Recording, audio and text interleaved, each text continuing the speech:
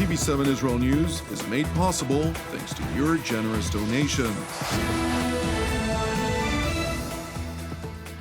Shalom, good evening. This is TV7 Israel News broadcast to you from Jerusalem. And in today's top stories, Israeli leaders from across the political spectrum welcomed the inauguration of U.S. President Joe Biden and Vice President Kamala Harris, relaying both congratulatory wishes and hopes for a future of fruitful cooperation between Washington and Jerusalem. The Biden administration is seemingly set to adopt some new realities on the ground, which were implemented by the Trump administration. Iranian residents of Tehran voiced mixed feelings over the transition of power in the United States. Israeli leaders from across the political spectrum welcomed the inauguration of U.S. President Joe Biden and Vice President Kamala Harris, relaying both congratulatory wishes and hopes for a future of fruitful cooperation between Washington and Jerusalem. Israeli Prime Minister Benjamin Netanyahu, who described the inauguration ceremony as historic, reiterated his decades-old friendship with the American leader. Netanyahu went on to list a number of key topics which he hopes would be addressed over the course of the next 4 years. Congratulations, President Joe Biden and Vice President Kamala Harris, on your historic inauguration. President Biden, you and I have had a warm personal friendship going back many decades. I look forward to working with you to further strengthen the U.S.-Israel alliance, to continue expanding peace between Israel and the Arab world, and to confront common challenges, chief among them the threat posed by Iran. I wish you the greatest success. God bless the United States of America. God bless Israel. Israeli alternate Premier and Defense Minister Benny Gantz conveyed a congratulatory message of his own to the newly inaugurated leadership in the United States. Similar to the list of aspirations and concerns that were voiced by the Prime Minister of Israel, the Defense Minister emphasized the need to contain Iran, including its regional aggression and aspirations to attain nuclear weapons. And while Netanyahu highlighted his hopes of expanding Israel's circle of peace with the Arab world, Gantz highlighted more specifically his keen aspiration that the new administration in Washington would help find a solution to the decades-old conflict between Israel and the Palestinians.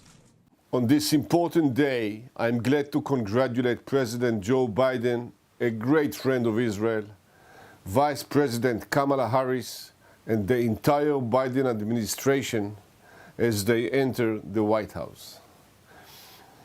This is a special moment for America and for the entire world. There are so many challenges that face us all. The United States and Israel in particular share many goals and challenges at this time. Containing Iran's regional aggression and nuclear aspirations, fighting terror organization and destabilizing forces, expanding normalization, and finding a resolution to the Israeli-Palestinian conflict. I look forward to working with the Biden administration and my friends at the Pentagon in taking on these challenges together. I am certain that our strong alliance and mutual commitment will help advance the democratic values we share, making our region more stable and the world more peaceful. Turning to the Gaza Strip, where the Islamist Hamas organization welcomed the transition of power in Washington, D.C.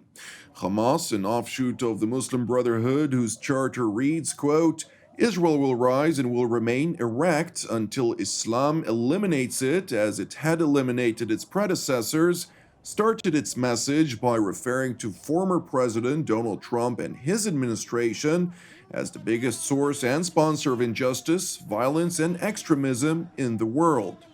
Separately, it voiced its own demands toward the Biden administration.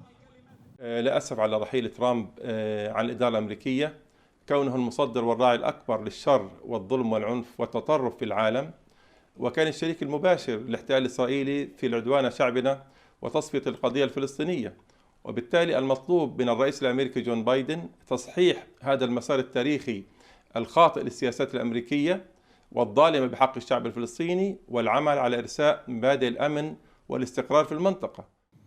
It is interesting to mention that according to the March 2020 annual Gallup poll of country favorability, Israel continued to benefit from American bipartisan support of 74% favorability, with 90% of Republican support and 67% of Democrat support.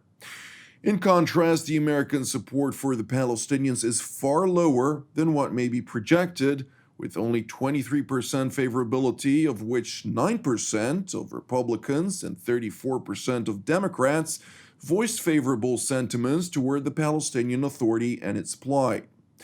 Meanwhile, the Biden administration is seemingly adopting some new realities on the ground which were implemented by the Trump administration.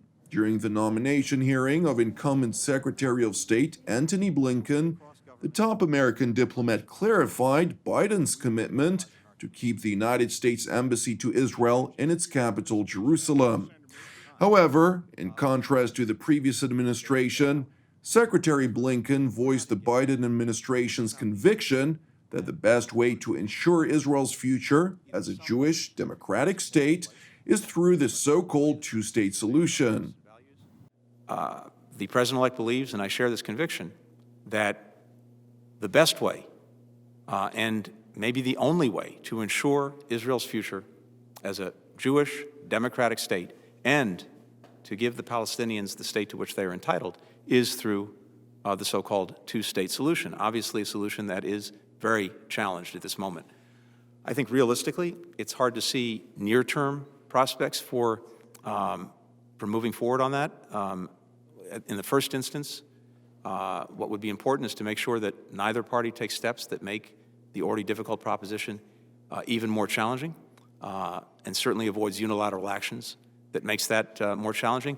And then hopefully to start working to slowly build some confidence on both sides to create an environment in which we might once again be able to help advance a solution to the Israel and Palestinian relationship. Turning to the White House, where the newly appointed press secretary, Jen Psaki, emphasized President Joe Biden's intention to both lengthen and strengthen nuclear constraints on Iran and address other related issues of concern. In her first briefing to the press, Psaki emphasized the Biden administration's demand of the Islamic Republic to resume compliance with what she referred to as the significant nuclear constraints that were implemented under the 2015 nuclear agreement. Well, the president has made clear that he believes that through follow-on diplomacy, the United States should seek to lengthen and strengthen nuclear constraints on Iran and address other issues of concern. Iran must resume compliance with significant nuclear constraints under the deal in order for that to proceed. I will say that, as I noted a little bit earlier, we would expect that some of his earlier conversations with foreign counterparts or foreign leaders will be with partners and allies, and that we would certainly anticipate that this would be part of the discussion. While concerns over Washington's anticipated actions toward Iran are frequently expressed in Jerusalem, along with other regional capitals, a senior U.S. official who spoke to TV7 on condition of anonymity stressed that the Biden administration is aware that the state of affairs had altered since July of 2015. The official further emphasized that concerns voiced by all relevant parties will be reviewed and taken into account. Meanwhile, in Tehran, Iranians voiced mixed feelings over the transition of power in the United States. اون دشمنی که وجود داشته غیر منطق و اون فهم سیاسی که اون طرف وجود نداشت نسبت به مسائل بین‌المللی الان حذف شده. حداقل ما با یه رئیس جمهور آمریکایی طرفیم که به تعهدات بین‌المللی آگاهه و میتونیم باش چیز بکنیم، معامله بکنیم. احساس میکنم دیگه فکر کنم اون تهدیدهای جنگی که مدام صحبتشو میکرده رو شاید نداشته باشیم. هر کدومش اومد به یه بهانه، به یه دلیل بدتر از قبلی بوده. برای همین ما خوشبینانه نمیتونیم به قضیه نگاه کنیم که یکی بهتر از قبلی باشه.